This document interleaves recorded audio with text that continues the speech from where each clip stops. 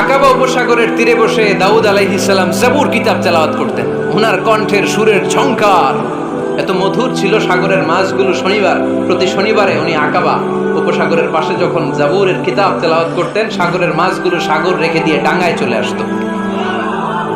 এজন্য আল্লাহ বললেন, খবরদার, শনিবার এলাকাতে মাছ শিকার করা আমি হারাম ঘোষণা করলাম। কি বার? এবার দাউদ আলাইহিস সালামের কওমের লোকেরা কৌশল করা আরম্ভ করে দিল। তারা বলল, আল্লাহ বলছে শনিবারে মাছ ধরা হারাম, খবরদার আমরা মাছ ধরবো না, তবে শনিবার আমরা বেড়া দিয়ে রাখবো। কি দিয়ে রাখবো? জাল দিয়ে বেড়ে দিয়ে রাখবো। শনিবারে ধরবো না, রবিবারে যাই ধরবো। খবরদার, শনিবারে ধরবি না, শনিবারে হারাম। হারাম করছে কে? তো মাছগুলো যখন তেলাওয়াত করতে আসতো, এরা জাল দিয়ে বেড়ে দিয়ে রাখতো চারদিকে, শনিবারে ধরতো না, কারণ হারাম। কারণ কি? বেড়ে দিয়ে রাখতো, রবিবারে যে ধরতো। আল্লাহ কি এটা বুঝাইছে?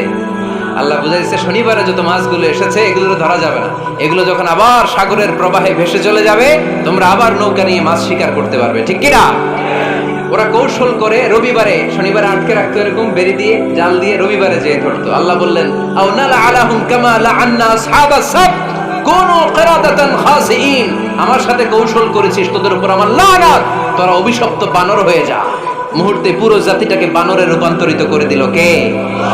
এজন্য খবরদার, আল হিলাতু বিল হারামে হারাম।